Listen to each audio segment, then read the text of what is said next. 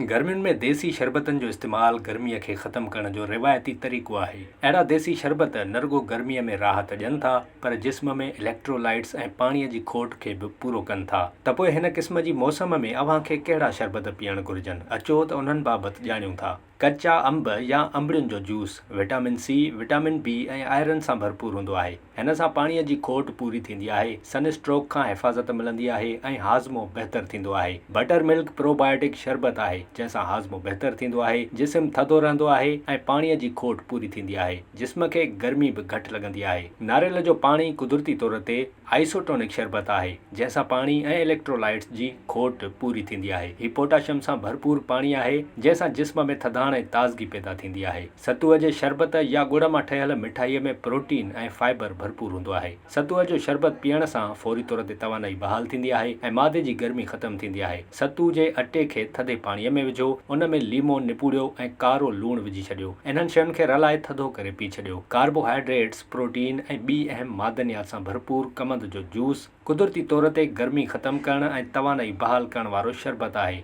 कमंद जी रस कढो ऐं लीमो विझी थधो करे पी छॾियो। ॾहीअ मां ठहियल लस्सी प्रोबायोटिक्स सां भरपूर हूंदी आहे जंहिंजी मदद सां हाज़मे में मदद मिलंदी आहे ऐं जिस्म थधो रहंदो आहे। ॾहीअ में पाणी, खंडु या लूणु विझी ब्लेंड करियो ऐं मंझंदि जे वक़्तु पी छॾियो। फूदने में कुदरती तौर ते थधाण पैदा कंदड़ उनसर हूंदा आहिनि जिन सां हाज़मे में मदद मिलंदी आहे। फूदने जो शरबत ताज़ो हूंदो आहे ऐं गर्मी खे मात ॾियण में मदद करे थो। फूदने जे पननि खे पाणीअ में विझी लीमो पाणीअ में शामिलु करियो ऐं लूणु या खंडु विझी वापराए सघो था।